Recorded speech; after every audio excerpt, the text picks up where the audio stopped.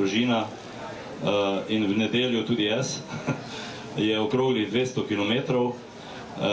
Vaše vprašanje, ali sem optimist. Jaz sem optimist in jaz verjamem v dialog.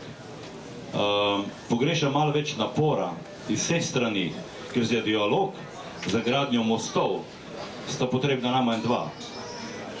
Jaz nimam političnih sovražnikov, imam politične nasprotnike, ki jih spoštujem in sem optimist. Tudi jaz sem velik optimist. Svobodo, pravico, človekovo dostojanstvo nosimo vsi vsak v sebi. To je največji razlog za optimizem. Se pravi, dovolimo tej svobodi, tej človekovi želji, da bi živel svobodno, tej želji, da bi se čutil sprejetega in da bi se čutil kot človeka sprejetega v svojem dostojanstvu in da bi to izžareval tudi vseh ostalih. To je želja nas vseh.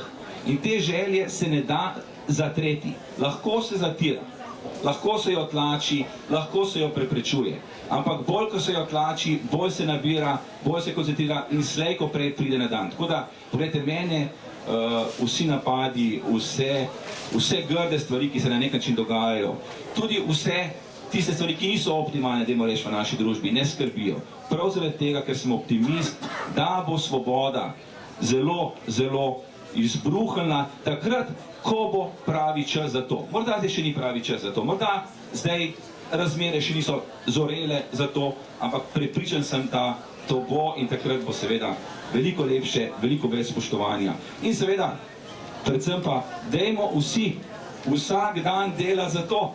Veste, svoboda ne pride samo od sebe, svoboda se izbori vsak dan posebej. In svobodo izborijo svobodni ljudje in to svobodo, ki jo si nosimo v sebi, dovolijo, da pride na plan. Hvala lepa. Hvala vsem za ta optimistični zaključek. Hvala, da ste delili z nami svoja mnenja. Vas pa vabim, da si vzamete čas, kupite knjigo Nova levica in krščanstvo in jo preberete. Danes je tudi na voljo po posebni ceni. Mi imamo štanc tu malo naprej. Tako da lepo vabljeni in tudi vam hvala, da ste nas poslušali.